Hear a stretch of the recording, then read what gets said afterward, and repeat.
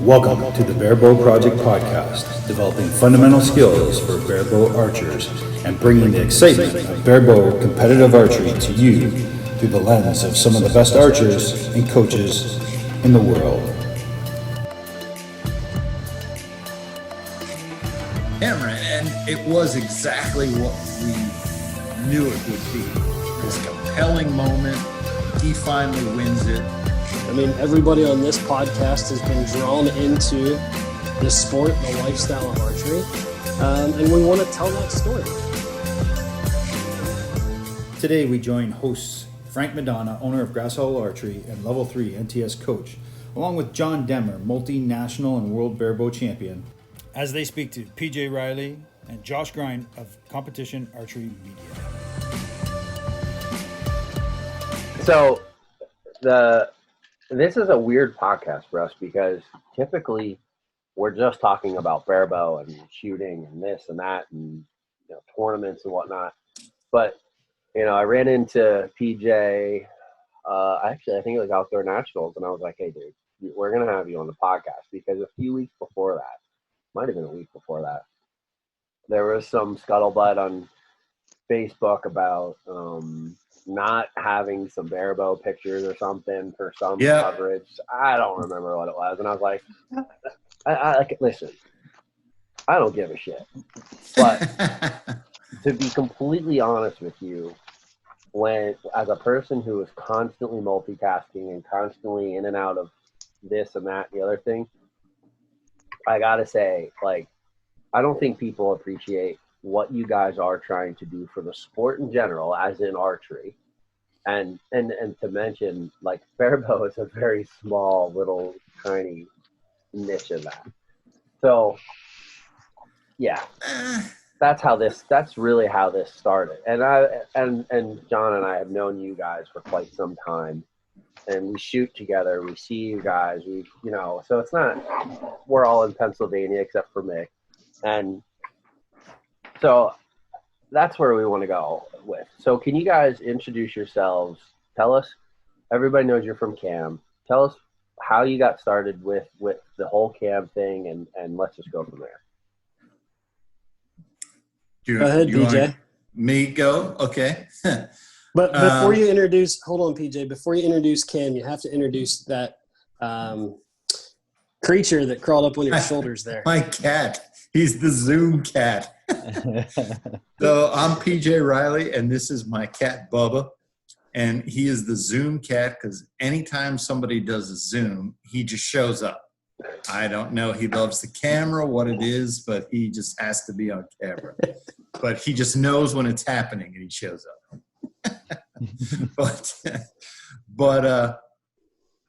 So how did I get started with CAM? Man, that's a long.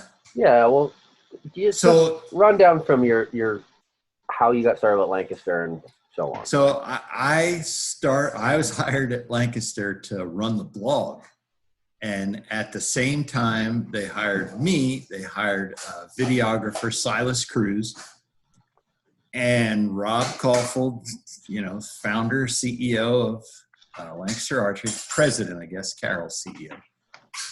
He was just kind of like, just do what you guys do. It was kind of open-ended. He was like, I feel like we need some video content. So, we started out making product videos. And then what we knew we wanted to do was start telling the story of archery. So one of the first things we actually did in telling the story was a video about ETAR, Eastern Traditional Archery Rendezvous, called Living Traditional.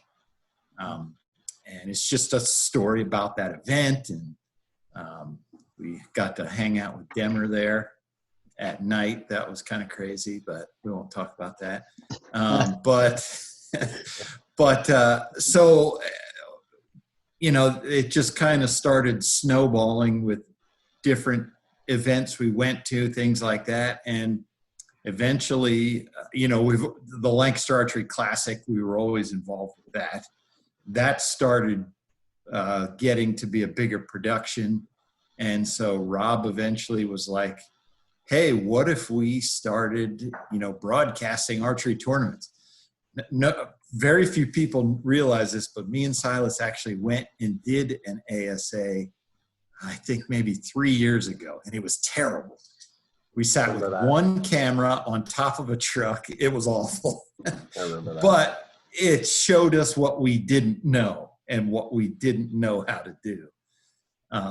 So we, with the guy who was running the broadcast for the Classic, his name's Jason Will, we kind of started picking his brain, and we just set about, okay, if we want to do a broadcast right, here's what we need to do. We had we did the ASA Classic in 2018. That was kind of our test. And we did it, and, some things worked, some things didn't. And then we just kind of went from there. And 2019 was our first full season of doing all the ASAs, NFA Indoor Nationals, USA Archery Indoor Nationals. We did some other smaller events, but that's just kind of where it went, and here we are today. All right. How about you, Josh? Well, I started at Lancaster Archery in 2016 over at the academy. So my daughter, she had an interest in picking up bow hunting, and I knew enough to know that I didn't want to teach her, that it was going to be way better for somebody else. So we started going to the academy. That's where I met PJ. He would be over there shooting, and I was sitting watching most of the time. And they put a sign up that they needed part-time instructors. And so I jumped on board, started teaching classes and doing lessons at Lancaster Archery. My daughter fell more and more in love, and we got to know people. And last year, she made the decision she wanted to try 3D. She thought that was going to be the game that she liked the most with her love for hunting. And so we went to the ASA, and the first ASA, I think I just loved the circus. So I was watching PJ and everybody. I mean, they were running in circles, wearing the grass out. And so I said, hey, I can help. And, whatever you need me to do. So last year, the ASAs, I was running around on the ranges, scoring, helping PJ and Jared and everybody out there get scores. And I just remember my first one thinking, what the world did I get into? And, we finished up the ASA season, and I was sitting at the range one night, and they were getting ready to close, or I think I was picking Hallie up because she works there. And Rob and I started talking, and one thing led to another, and he really wanted somebody that could focus on CAM, because PJ and everybody that was involved at CAM at that point had roles inside of LAS as well. And so just seemed to make sense to bring somebody in to focus on CAM. So in November of last year, I started full-time with CAM. Our first season, it was funny. I started, and 2.5 months into my role in competition archery media, all competition was put on hold. So, and as well as I do, 2020 it was something. We'll leave it at that. Hey guys, stick with us. We had a bit of an audio issue for a very short time. We get it cleared up here really quick. So please stick with us, and sorry about that. It's funny, I remember seeing you at the Classic in January, and I was like, so how's it going, Josh? It was right after they made this announcement, and I was, and you just had this, I think it was right after the Barebow men's shot, and you were setting up for it, man. I swear you were white as a ghost at one point. But the production of what you guys do at the Classic is part of the draw. It's part of the tournament, the prestige, the standing on the line with shooters in all classes, being able to shoot next to the pros, literally just rubbing elbows with them. And then, and then you guys up the ante with Cam, the coverage, the interviews, the people are mic'd up here now and again, and it adds a value to a tournament that you don't get shooting at the local club, and you never will. So I wanted to just say, you were complimenting the Classic. I don't know if people realize that's what you see, what exists there. That's Rob's vision. He went to Nîmes one year just to see how they did. He'd seen it on TV. He went there. He wanted to see what it looked like, what it felt like. And so he came back from that, and that's when the Classic really flipped from being, not quite as produced to what you see now. Yeah. And what's the reason behind that? So what's the goal there in regards to its effect on archery? What's the goal? For the Classic? Well, no, I mean, Cam and covering that event in that way. What is the goal for basically American archery? Because I think just to bring it up close so people can see it, and to have it produced, at a professional level, to get those multiple camera angles, up in the archers' faces, on the targets, just to really have a professional grade broadcast to do the sport justice. I think, Josh, you probably have some thoughts. Yeah, you nailed it. No, it's to be compelling, to tell the story of archery. I mean, everybody on this podcast has been drawn into the sport, the lifestyle of archery. And we want to tell that story. And the best way to do that is with great quality production, having the right people telling that story and being a part of it. And so we really want to see archery grow. We want people that have not experienced that to see it and be a part of it, and maybe pique an interest of, hey, I think I can do this. John, you've been around the world competing and traveling. Can you describe to people what you've seen in some other countries? You shot Roma last year. What is it like in these other countries when, obviously we have an audience that is worldwide, but I mean, for the American side of archery, and specifically Barebow in our case, what have you seen that's different than what we're typically used to, with exception to Cam, in some of those other countries? Well, all the other events that I went to is all World Archery, so they do have some cameras set up. It's usually just for the finals. There's not really a whole lot going on in between. There might be a private story they try to do and throw it on YouTube, but other than that, it's pretty much just final stuff. Yeah, so what Cam is doing essentially with the qualifications and all the other coverage is a little bit more than what even you would see on the World Archery stage, right? Yeah, it's definitely a much more inclusive of the whole storytelling, not just the end game, but leading up to it. Yeah. So and Rob, I mean, Rob's vision has always been to help grow archery in some fashion, and this is just another stepping stone in that grand scheme, is to grow the sport, is to put it in front of people, right? Right. Exactly. Absolutely. So, I mean, and I think one of the specific questions or the things that we want to talk about is, like, what does it look like? What does it look like for you guys to I mean, I'm talking about from the moment that you load the trailer and pull out from Lancaster to the moment that it's over. What does it look like? Because people don't get it. They don't understand how they just see these pictures. Is there such a thing as an F6 tornado? Well, I said earlier, it's the circus. It really was the draw of the circus that got me. Man, this is exciting. So really, as we plan an event, there's multiple things that happen. One of the things that I don't think people get the full scope of, because I had no idea until I saw it, was that when we're broadcasting, so once that event starts, it's Saturday night at a 3D, it's the finals of USA Archery, our team consists of 16 people at that point. There are 16 people, we've got 5 camera operators, a cable puller for the mobile camera. You have 2 commentators, an on-field announcer.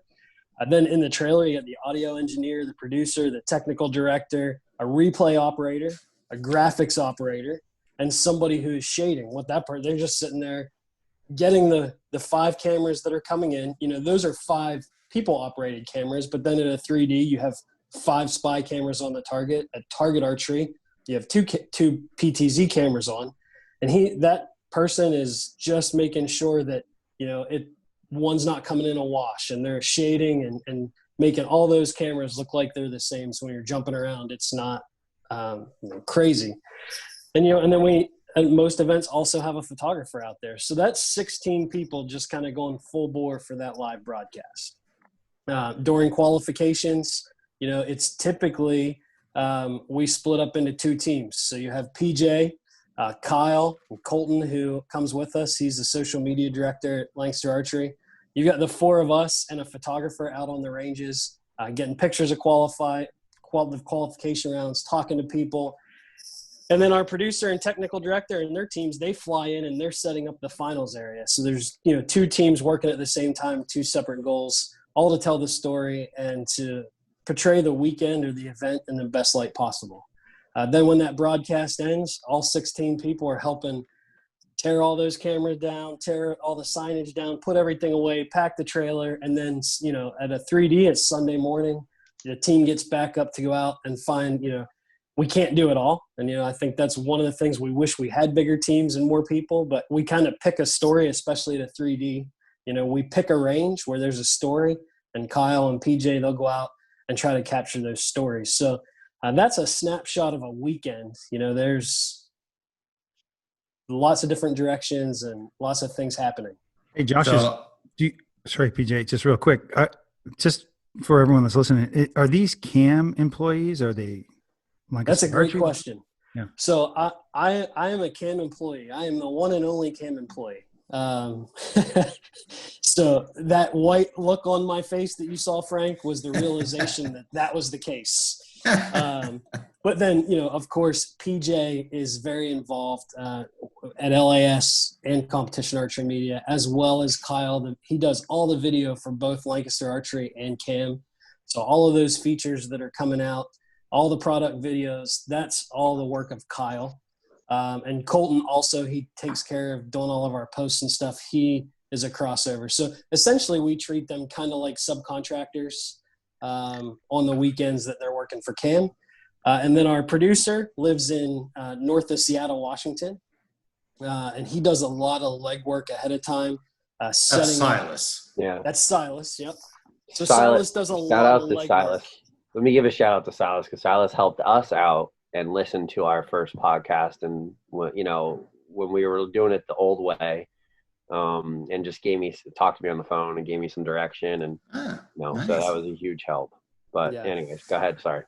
Cool. No, that's and then our producers, Silas in Washington. Jason Will is he's been doing live TV broadcasts for 23 years, and he really you ask about the storms. PJ tells the story best, so I'm going to defer to him later to tell the story of Metropolis last year. But Jason comes in, he brings 2 guys that it's nice to have kind of a core team. So Silas, Jason, and then the 2 guys, Steve and Mark, that travel with them. They'll handle most of the setup. And then this year, instead of flying all the camera operators in, we started to hire those out locally from local TV stations and talent pools. So, it's essentially myself and then 15 subcontractors on a weekend. Yeah, Okay. You'll have guys, when we were in Coleman the first time, you'll have camera operators, I'm just talking to them. What are you guys doing? Like, oh, yeah, I was filming golf for ESPN last weekend. These are professional guys who are doing pro level stuff, Yeah, and it works well for us to hire them on site. They come in, help finish any setup. They go through our process because a lot of them have never shot archery before. So Jason, the first 15 minutes that we're live, man, you just stay out of the way. I learned my lesson last time. And I opened my mouth. I was like, Jason, the one camera. He's like, Josh, turn your microphone off right now. And he's in that. If you've never been in a production room, he's got this giant monitor with all 10 of those cameras there. And he's shouting to the switcher, we're going to take this shot. And he's getting all those people up to speed in a really short time. It's crazy to watch. The first document that. The first tournament where Rob was there and got to see inside the trailer. Like when we do the classic, he doesn't see any of that because he's out on the floor. So he got to see inside the trailer, and I saw him after it was over. It was in Foley. And he was just kind of standing by himself. And I walked over. I was like, hey, Rob, what's up? He just looked at me with this blank look on his face, and he said, "That's a lot of moving parts." I said, "Yes, it is." Yeah, he probably did an about face and walked out like, I don't want any parts of it. Yeah. He was like, he said, I'll go out and lose my voice for the rest of the classic like he does every year. He said straight out, he said, "I had no idea that that's what it looked like." And I was like, yeah, it's a 3-ring circus. Yeah. So just with the editing, so you don't like, does that start right away, or is there somebody working on that with all of the extra stuff? Because then you guys aren't just filming live events. Then you're putting out these, like, and the Barebow, we talk about, let's look at Outdoor Nationals. I think the very first video you put up was the Barebow, if I remember correctly. And then that shows up on USA Archery's Facebook page, and it's so who's editing that, and when is that? So that all this work is it all happening at the same time, or is it already started right away? Well, it starts right away. So when we're doing packages or features, so like the first day at USA Archery, there were several packages that were taking place. Brady Ellison was filming a special on the nose button. We were doing kind of an intro to the day, and Kyle is editing on the go. I mean, that guy, we finish our work day and then Kyle goes to work, right? So he's been running cameras since 7 a.m. If we're done at 5 or 6, then Kyle goes back to the hotel room and he just edits until he can't keep his eyes open anymore. When we finish the finals, it kind of is the same deal. Now, Kyle won't edit those because he's going out to either tear down, or like after nationals we're traveling. So Silas has the package then, and he breaks down those matches, like you said, the Barebow. He separates those out, makes any edits that are needed so that we try to get those up as quickly as possible. Yeah, it's so hey, is Silo and are these guys archery guys, or do they love archery, or are they disconnected from archery and just being really professional? They're just professional video. I don't think Silas got a recurve bow his first year he was there. Okay. I don't know if he ever shot it. Okay. He knew nothing about archery. It's just amazing. Okay, it's amazing to me that he can grab that package and then kind of suss out all the details and do such a great job at it. Well, I think that's one of the things that works, that is special about Cam, is that he isn't an archer trying to do production work. He is a producer. So it really doesn't matter what he's producing. He can do it. Same with Jason. He didn't know anything about archery, but he's been doing live sports forever. I'm kind of the odd man because I do shoot a bow, but my thing is in media coverage, news coverage as well. So that's what I was going to say. PJ is, most of he was a reporter, a journalist for the newspaper, and his storytelling, he sees it.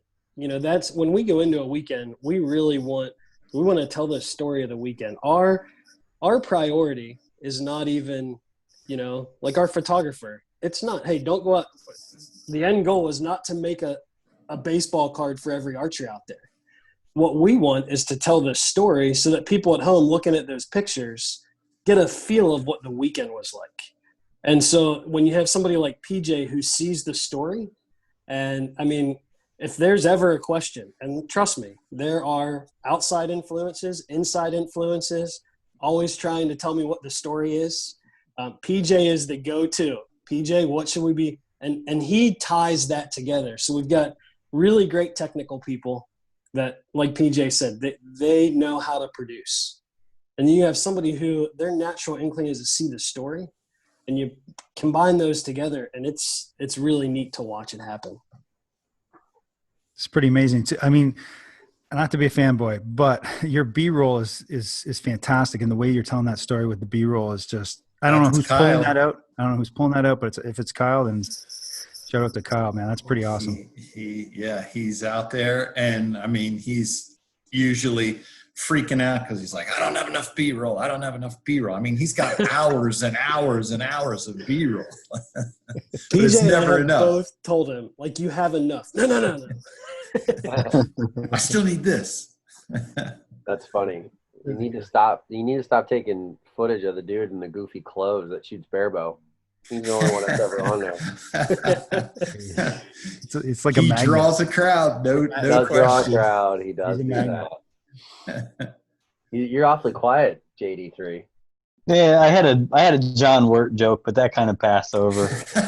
It was when you were talking about Silas when he didn't know anything about shooting a recurve, and I was gonna say he probably got lessons from Wirt, and then he said Jason doesn't know anything either, so I was gonna say he probably got lessons from Wirt too. Silas did that. He did work with Wirt. That is true.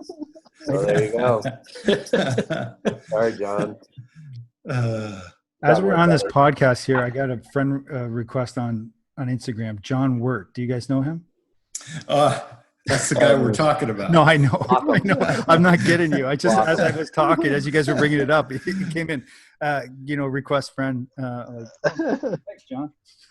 Man, he's pretty desperate these days. Really, he must be. He's trying to get his count up. He's trying to get his followers up. So here's a question. What is the most difficult event? I may know this answer, but what is the most difficult event to cover for you guys? Difficult technically, or You define that. any way? Because actually, some of the places where we go where the service is bad, that's a problem. For the finals, we'll get a satellite truck to, so that those are smooth. But when we're trying to do stuff through the day, London, Kentucky, where there's like only 2 places where you can, send out things to Facebook or whatever. I kind of think that's a pain. That makes things difficult because you kind of need someone stationed out there to where we can send stuff to that person and then they can post. So I think some of those places where the cell signal is bad is challenging, I'll say. Yeah. No issue like following people around a 3D course. You have to pick up in the middle of the rain, muddy conditions. Well, Tell the story, PJ. It is what it is. So Metropolis last year for the ASA Classic, it's a beautiful day. We come in, we get set up, and just as we're going to start, this storm comes in. And we're like, it's just this small isolated thing. It's going to come in, it's going to go through. And now I should say before that, when we set up, we had a hardwired internet signal that we took from a place called, I think it's Big Joe's grocery store. We had 2,000 feet of cable coming out the top of their roof across this park to our truck. Well, when they set it up, during the day, the plan was to lift it up above the ground, but they set it down on the ground when they were setting up, and a dump truck ran over it. And it broke, I think there's 6 strands in there. It broke 4. We had 2 strands on that wire. So that was our signal. And then we discovered later something else. But anyway, so it gets hooked into the trailer. The broadcast starts and this storm hits. And I think it dumped something like 4 or 5 inches of rain in about an hour and a half. It just sat on us. Literally where the qualification was going on, the target range, it was sunny. It was beautiful. They had nothing. It was dry. Just right where we were, it just dumped. So there's all this camera equipment, electronics. We blew fuses. Everything just went haywire. Camera was left out. It was sitting in like shin deep water. Wires were underwater, all this stuff. And Jason he is the magic man. Somehow when the rain stopped, within 10 minutes, he had it all working again. And so then later that night when we were taking everything down, we're shining a light out into the field and we're like, what the heck is that? And we had noticed on the wire that was remaining, we had noticed this weird markings on So we're shining the light out there. Here there were these two baby foxes that were chewing on the wires. And they had done that the previous night. So you had foxes chewing on the wire, a dump truck breaking all this stuff, this torrential downpour, and there was still a broadcast. If you were at home, you didn't know any of that happened. But if you were there, you did. And I think that's one of the reasons we're doing this podcast, because people don't know. I've heard some of these stories, just on the side, or when we're talking like, oh, did you know this happened? People just don't get it. And then, to be like, oh, there's not enough Barebow pictures on Facebook. Like, listen, it's small potatoes, everyone. It's small potatoes. These guys are working their asses off, and they need to understand the actual struggle that it is to cover all this stuff, because I don't know about you, but I don't want that job, and you guys do awesome with it. It's like Josh said, it's a circus and there's tension, and it is what it is. But I'd be lying if I didn't say that it is exciting. Like, it's a circus in a good way too. For sure. Yep. Everybody around you is professional. Josh, has all the ducks in a row when we get there. It's just, I think it's stressful, but in a good way. It's exciting is how I would say it. I kind of news. I'm used to that adrenaline rush for stuff, and Give us this is kind of the same. what about some other than technical issues? What about difficult people? Do you run into like people that's just like, I don't want you in my face with that camera, or like I don't want to be on it, but you got to get the shot right. You got to get, it's part of the story. So I don't think I've run into, I don't want you in my face with that camera. However, some people, people at home want to see the experience on the range. Yeah. So one of the ways we do that is we mic up people. And there's Dan McCarthy last year. He's probably going to win ASA Shooter of the Year. I was bugging him for about 3 tournaments. I was like, Dan, if it comes down that you're going to win this, I want to put a mic and a camera on you. He's like, I don't know. I don't want to be distracted. I'd hate it if, something messed me up or whatever. And finally, I think with about 5 targets left, he said, okay, I'll put the mic on, and had the camera. And it was exactly what we knew it would be. Right. This compelling moment when he finally wins it. Levi Morgan's there to congratulate him. That's what we wanted people to see. And so, Dan was resistant, not in a bad way. He was thinking about obviously winning Shooter of the Year. That was his priority. Right. And I would say we've encountered that where archers were like, I'm struggling today. I don't know if I want to do that. I'd like to focus on my game. But I've never had anybody like angry. Get out of here. Okay, fine. If you don't want to name names, that's fine. We're okay, people. Well, there's this guy who shoots Barebow that wears these weird shorts. He's given us a hard time a few times. Yeah, he's pretty rough. That guy loves the camera. The camera loves him. He loves the camera. The camera loves him. Don't be silly. He loves the camera. It's definitely that's a relationship there. I don't think the other guys in the group appreciate it as much from time to time, but they have to get over it. Yeah, but Yeah. I remember one of your buddies was not too thrilled when we were at Texas, I think it was. Yeah, probably Texas, yeah. We were maybe a little too aggressive, but a couple of them you guys are taking pictures kind of not in the line of target, but kind of in front a little bit off to the side. I think that kind of freaks some people out a little bit. It does. And the jib, it's a learning curve. So for us, we're in our second year and we're learning what camera angles get the best coverage and are the best for people at home. We've made some mistakes, been in some places and moved places. And then it's, the archers too. Hey, and I think that on both sides, there's been a lot of forgiveness and give and take of, okay, they're trying to tell the best story.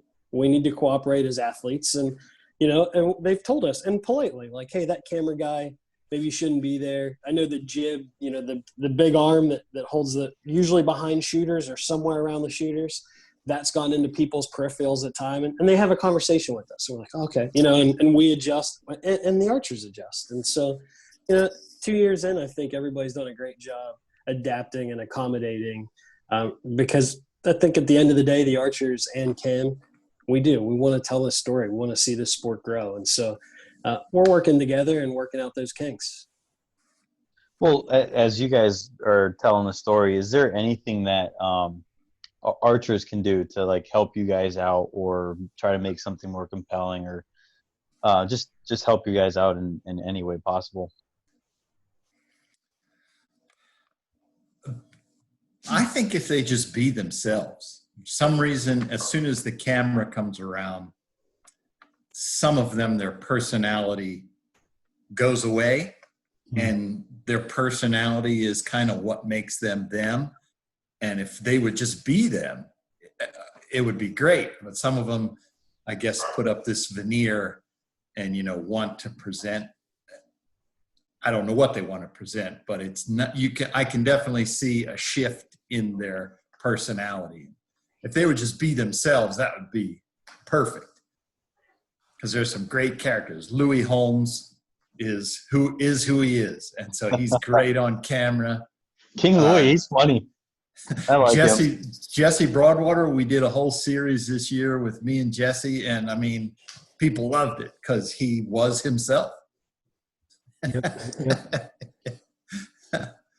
Yeah, so if they're just themselves and just pretend that camera's not even there. Yeah, and you guys do such a good job of catching that, of those people, and in those moments. I mean, and that's the value to archery as a whole is what I was getting at before about like the coverage stuff.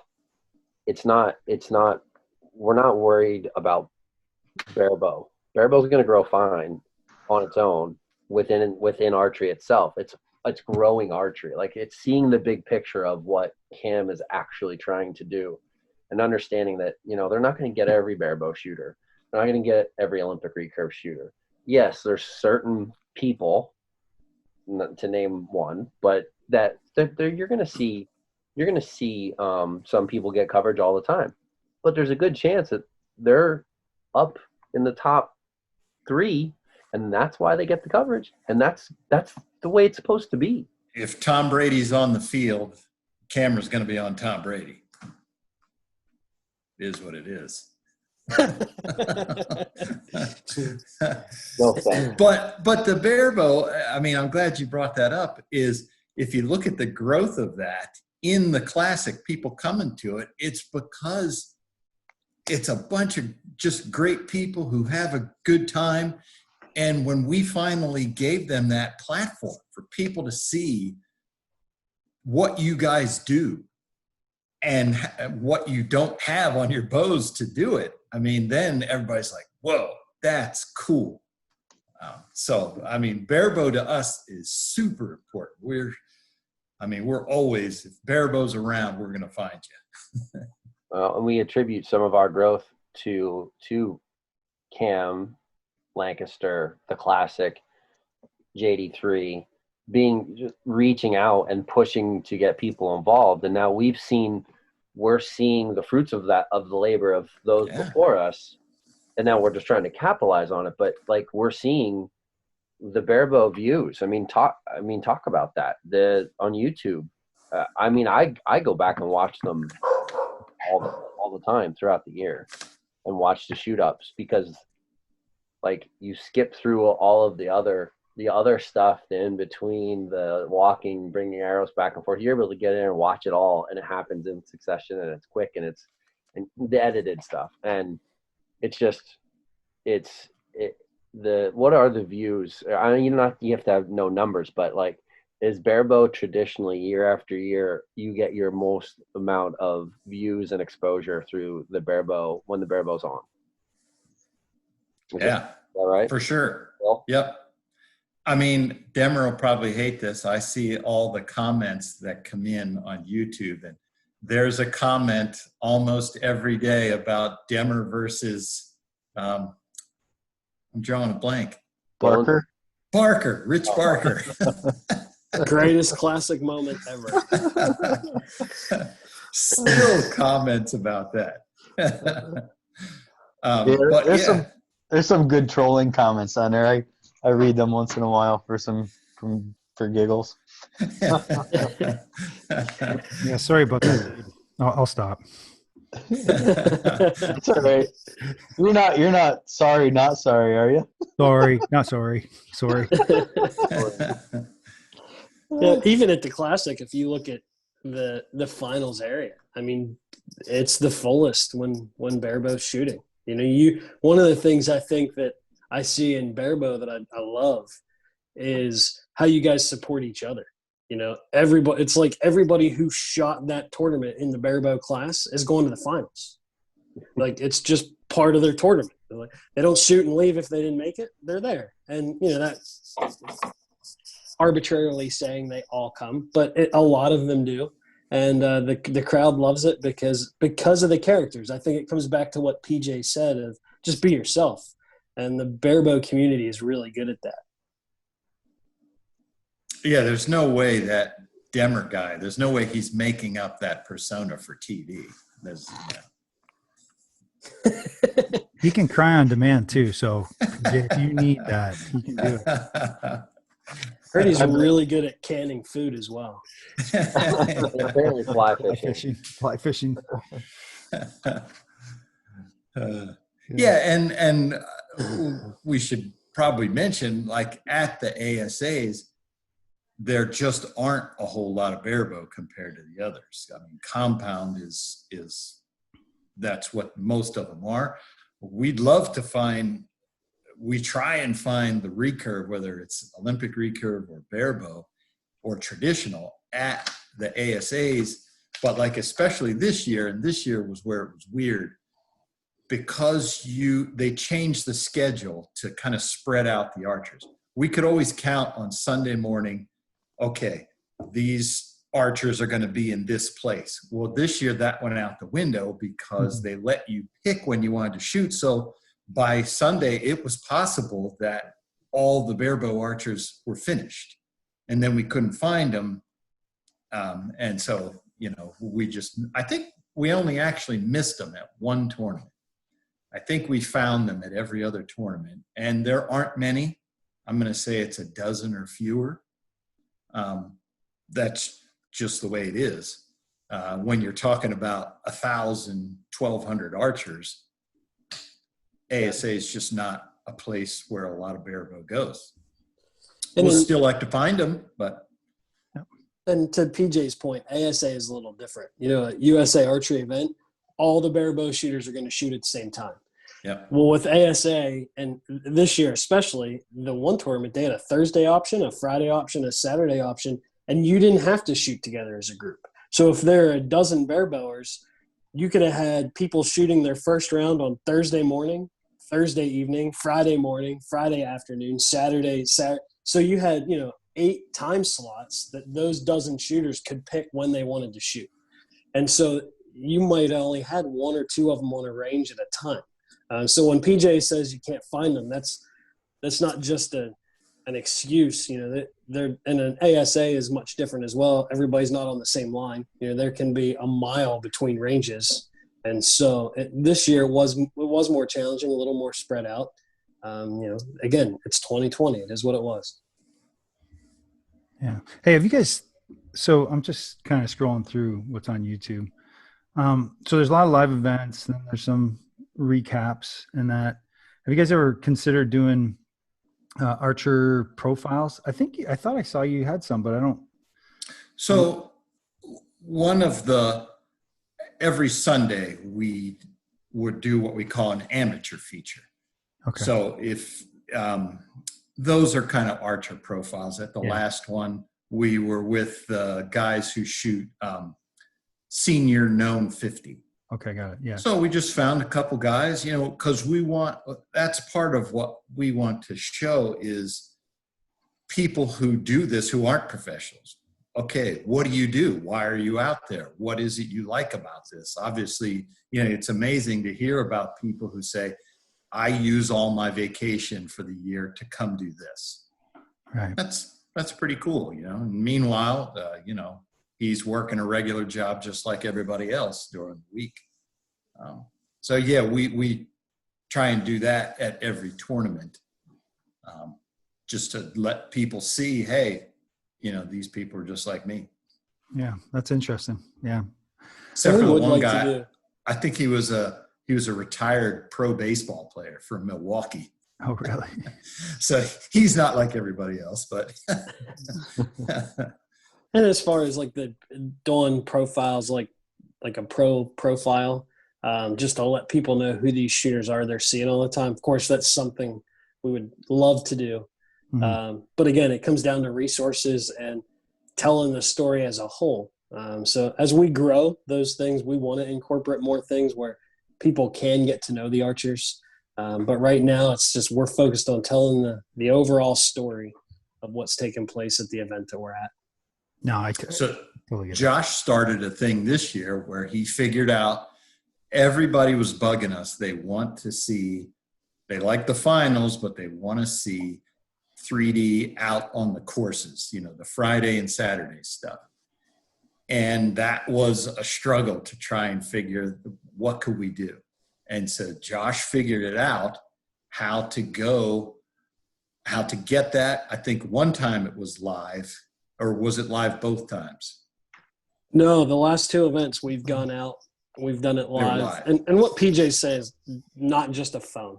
I didn't like the phone. Quality was up and down, and London, there is no service with a cell phone. And we actually went live from London. So, it's figuring those things out. So what if people loved it? So you ate it up. It's a satellite, some sort of satellite connection with the camera, and you're going live that way, and is it live on YouTube? Like, tell us where it's live on. So when we're doing the event itself, everything that Cam does is going to be found on Facebook or Instagram. If we're doing a live video, it's going to be on Facebook. Okay. Right now we're using a bonded encoder. So that, goes with the camera, and what it is essentially doing is taking multiple cell service providers in an area, bonding them together to give us one reliable service, and send it out live that way. And by next year, hopefully we have it figured out where we can go to Facebook and YouTube with those things. But this year was just, if you're looking for live, up-to-date coverage, Facebook is the place you want to look at this point. Interesting. That's good. Are you guys, what's the next big event that's coming up for you? USA Indoor Nationals. PJ won't be there. He'll be elk hunting. But we will be September 27th. We have the indoor finals for USA Archery. So the top 8 will go in the 4 divisions. 4 divisions? Recurve, Demmer, Barebow, and compound. 3 divisions. 3 divisions, 6, yeah. 6 total. classes. Yep. Yeah, so the top 8, and then we will live stream the gold medal matches. That's fantastic. And that's always, historically, that's been, people go back and watch that stuff a lot. I think the Barebow match was Rick Stonebreaker and John, Grayson. Was that you? Grayson, yeah. Grayson. That one, I forget how many. I think it's over 100,000. It was crazy. Yeah, and they sucked. They didn't. There's some nerves. I can't.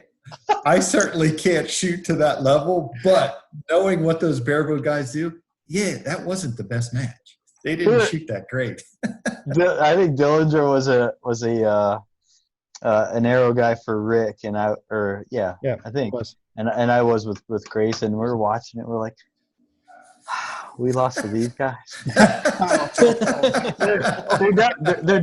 The camera doesn't up their game any. Let's just say that. It was good fun. They learned, they learned how it is to shoot in front of the camera. It's a little different. Yeah. So, So you got September coming up. You're going to do that, and then what about Lancaster? Is that still on? Do we know? I don't know. I'm spreading a rumor right now. What is it? Yeah, It's on. I gotta be careful. Yeah, it's on. They're talking through what needs to take place that we can have a safe event, but also safeguard against outside forces making changes. Right. We don't. So unfortunately, we're at the mercy of a lot of people's decisions. So as of now, it's a go, and they're just working on how they can make sure that they put on a really good event. So there's a team at LAS that's having those conversations and working out those details. Yeah, people are making plans now, right? Obviously, right? Or very shortly, we're going to start making travel plans and that sort of thing. So that's that'll be my first one. A long time watcher, first time participate. So it'd be kind of interesting. It'd be fun. It's fun. Yeah, it looks fantastic. I thought I was going to die when I shot it a couple years ago. I thought, I have never been this nervous in my life. And I'm shooting masters class, open. And I actually missed the target. I shot a 0. What? I'm like, what the heck is going on? I don't know what it was. That's the first competition I used to shoot competition a lot back in the 90s. You stepped up though in that last video you were mentioning his name. I don't know with that 30-yard shot. Jesse. With Jesse. I'm like, oh shit. There was a lot of luck there. But. Or is that just was that camera work? Was that editing? How many takes was that? Be honest. How many? So here I can tell you. So everybody can see this. We only ever do one take. Whatever I shoot the first time, that's it. Okay. So it's a lot of pressure. I don't want to shoot a 5. But or a 0. Or a 0, that'd be even worse. Oh my god. I actually shot the Lancaster Archery Classic before it is what it is now. I shot it back in the early 90s. It was called like the Lancaster Archery Christmas Classic or something like that. Okay. So I shot that for years when it was much smaller. And then I didn't shoot it for 25 years and then went out and I was like, holy cow, this is stressful. DJ, is the Classic, are those old videos in the showroom, the old range, are they still on YouTube? Yeah, they are. Mm-hmm.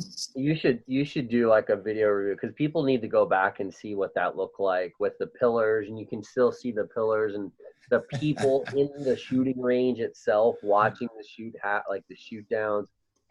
I mean, yeah, that place gets packed for an individual, just a regular FIDA or Star FIDA anymore. But I mean, that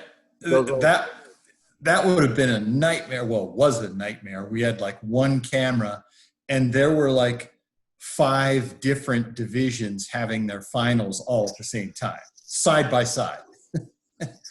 And you're like, how do you follow that? That's impossible. Yeah. I mean, people who have never been to the Classic or are kind of new to it over the last couple of years because of the coverage, they need to go back and see those original Classic videos where, I mean, I remember seeing Brady shoot, Rio shoot, a bunch. There's a bunch of guys that are still shooting to this day that shot it in the downstairs shooting range and the old range across the street. And it's crazy to think how far it's come. I believe Jesse Broadwater won the very first, what's considered now to be the Classic. I believe he won the Open Pro, the very first one. That's wild. And that was how many years ago, Yeah, what was he? 13 then? Yeah, we need a Classic. Jesse's pretty old. Jesse's mid-40s, isn't he? I think he is. Yeah, he's still relatively young in retrospect to Frank's just throwing out these young terms and stuff because he's older as Jesse. Well, I guess Rio's he's getting close to 50. Yeah, I guess Jesse's early 40s. Yeah. Man, PJ, you're not making any friends on this podcast. You're just throwing people's You're ages outing out everyone's there. age. We're waiting for him to throw out how much Rio weighs right now. Oh, man. Well, Hey, he we just do- had a comeback. Won the Buckeye Classic. I mean, he's still out there. What, finished second at the U.S. Open? Yeah, Hey, he's still cranking. Never count that guy out. No, he's still doing good. him and his 4 pounds of weight in the back bar and 2 pounds of weight in the front. The real lean. So I got a question for you guys. All right. We talked about this a little bit earlier. You had to compare the archery disciplines, okay, to another sport and or activity. So you got compound, Olympic recurve, and barebow. What would you compare them to? Give us your best Analogy. analogy. Yeah. Give him an example, Frank. Maybe give a quick example that you used. Oh, do the fishing one. Yeah, he did fly fishing. Oh, you saw it. Okay, so I PJ already said- saw it. Oh, you Outside the did coast. WD-40 power bait and fly fishing.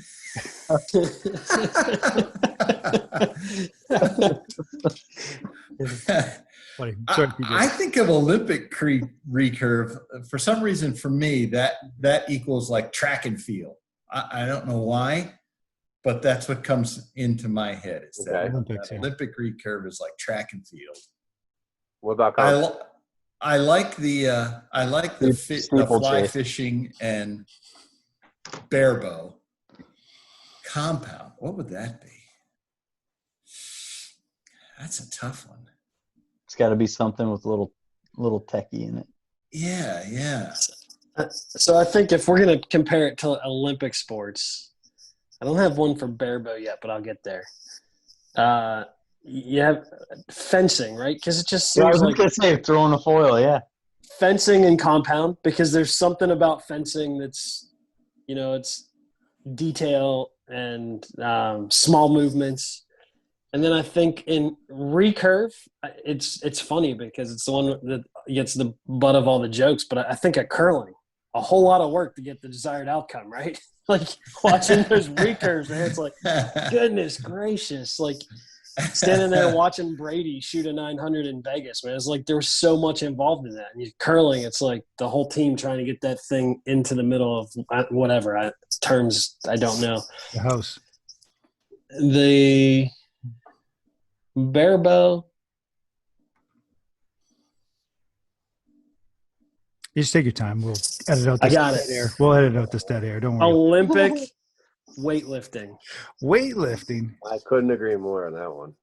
Right? Like they're doing the work, man. You watch there's something about watching Olympic weightlifting that they're putting in a ton of effort and they're doing something that just seems impossible. Like you look at that weight, like there's no way a human being is going to move that. And when you watch a barebow shooter, you watch John or somebody in the finals who is just in that groove, and it doesn't seem possible that they can put that arrow without any sights, with just their bow and themselves, and get that arrow into the middle, and they find that X, man. So I think it's 2 feats that I look at. It's like that's impossible, And so yeah, there's my analogy. PJ, you're up. Demmer's head is just getting like huge and blowing up there. Well, I actually wanted to point out one thing that one of the things that I'm most proud of at CAM, Josh alluded to it, is there we are at the Vegas shoot. We're on the last day. Lots of things are going down. The only video that exists of Brady Ellison shooting the 900 is ours. We were the only ones, and the day started, and everybody's in agreement. I don't care what happens. We're staying with Brady till the very end. Wait, hold on a second. That's not completely true. It isn't? Again, when I say there's inside and outside influences that try to change the story, there were some things that happened that day, and I don't remember what they are, and I don't remember who people were. But hey, we need to get this or we need to get that. Oh PJ yeah. got red in the face. You could see the steam coming out his ears, and he's like, "I am not leaving Brady," and he sat You're like the wingman for Brady. in that seat and watched all 30 arrows of that final round. I mean, he was adamant. It's like, come on, this is the story. Recurve guy. No one's ever done it. Heck yeah, we're staying with him. If he shoots it, that's the biggest thing around. And we did have Josh and Colton still went to Paige Pierce because she was going to be, what is it, the 5th or 6th woman ever to shoot Right. 900. Hey, that's huge. Absolutely. So we had that as well. But literally the only video of Brady shooting a 900 was shot by Kyle. I couldn't believe it. There were people getting photos and stuff, but I'm like, how is not everybody in the building right here with this guy? Yeah. And I was down in front of the commentators booth. So there were World Archery people in there. There were NFA people in there. And we were down there because Paige was there. And there was I know. Keith Trail was also – Paige and Keith were pretty close, and they both shot, were 900s. And so we're getting that. And the whole place on that far right end just erupted. And somebody inside that booth goes, Brady just shot a 900 and nobody even knows. It was so, yeah, that was PJ, adamant. And no, this is the story. We're sticking to it. And after all that love you give Brady, he still doesn't like you, PJ. He still doesn't like me. I try. I can't appeal to him. I don't know. I forgot where that started. It started with John Wirt. He would always find a video where I'm interviewing Brady, and he would find that snippet where Brady's looking down, or he's got this look on his face. He'd go, "Look, PJ, he hates you, man." Look at yeah. It's a running joke. We would create a meme or something where Brady doesn't like PJ. We had one where you're doing Brady and Toya, and something to the effect that like Brady's looking over to Toya and he's like, "I can't wait to get out of here." Yeah. I wish this guy would stop talking to us. Somebody told Brady eventually, said, "Hey man, PJ thinks you don't like him," and then he was supposed to spring it on me at Outdoor Nationals, but it didn't happen. He was gonna be like, "Will you just get out of here?" Not like that. Well, so. I don't know, Mick, or John, if you have anything else. I mean, we're an hour and a half into this thing. I don't have any more questions. I'm so happy though that you guys got to come on. It was good to hear your side of things. It really was. We appreciate it. Well, thanks for having us. People need to know. They need to know, and they need to appreciate the work that goes into it, because I don't think a lot of people realize. And you guys, we want to stop and chat, and it's impossible because you're never standing still at any point. Or even at Lancaster, for that matter. If I'm happen to run into you, it is rare that I could even have a conversation for more than 2 minutes, because you got to go somewhere or do this or make this. It's a busy place. Or I've caught you not working on bows, but working with customers every now and again. So it's crazy stuff. So, but thank you so much for everything that you guys do, and Cam and the whole crew at Cam, and those who and Rob for kind of being the visionary behind a lot of it, and specifically the classic and the coverage of the classic. Archery is better with you, and that's what matters. Hey, you really can't say enough about Rob in this, because from a business sense, this probably doesn't make sense if you're thinking strictly. But he doesn't care, because he sees beyond that in terms of making archery bigger. And, I'm sure there are lots of people who'd be like, "Man, you're crazy." But the trickle down effect of that, PJ, is huge for all of us. It's not, for sure. It's not it's not making Lancaster bigger. It's not just that. It helps. So take the Barebow project out of this, and just let's even take like my little shop. Take that out of it, and look at my club, my kids that I coach. When they go, Lancaster is their tournament.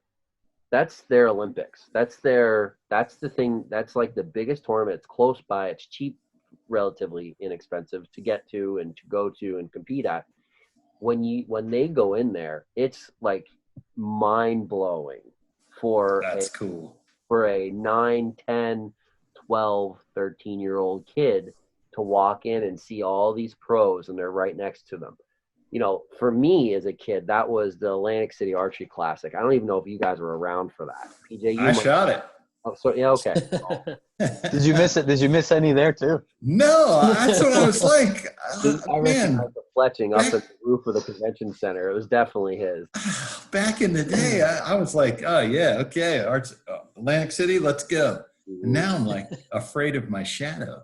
Yeah, but I'm saying like that, like for me when I was a kid, like that the Atlantic City Archery Classic was the tournament. Like I loved going there every April, and it was just this cool event. And you know, now the Lancaster Classic is that, and it's super important for all disciplines, but especially the kids. And then when you added the Easton Trophy shoot, I mean, you just can't duplicate that experience, and that helps the clubs. That gives them motivation. It keeps people, even having it at Spooky Nook, that exposure to all of those people that are in and out of that building for the 5 days that we're there or whatever. I don't even know how long you guys are probably there for a month setting up. I don't even know. I can't even imagine. All I know is that the Classic takes all year to prepare for. Hey, you want to know the truth? Sure. Lay it on. 24 hours before the Classic starts, they're playing soccer on those fields. That's a fact. I've been there. I've been there at 10 o'clock at night when the last soccer game is finishing, and then boom, we get it. Wow. So we get it the next day, and then actually it's the day after that it starts. So we get it like Wednesday night, and then there's Thursday and Friday. It starts. Yeah, that's a monumental effort. Yeah, it certainly is, but it's worth it, and we thank you for it. And the whole committee that's on the link for the Classic. I don't know if people realize that. Like Cam doesn't run the Classic, but there's a committee of Lancaster Archery people and maybe some outside people, I don't know, that run and meet and do the planning for the Classic. So like I can't even fathom what the undertaking is. And quite frankly, I don't want to. No, but much we respect, appreciate you. much Guys. respect. Yeah. Thank you so much for doing Yeah, it. we appreciate the Barebow community.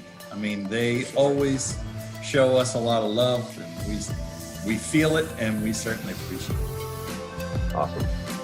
You guys good? Anything else? I'm all good. Thanks for telling the story, guys. We appreciate it. So much. You're welcome. Thanks for hanging out. Thanks for having us. Thanks for having us. Absolutely. We'll see you.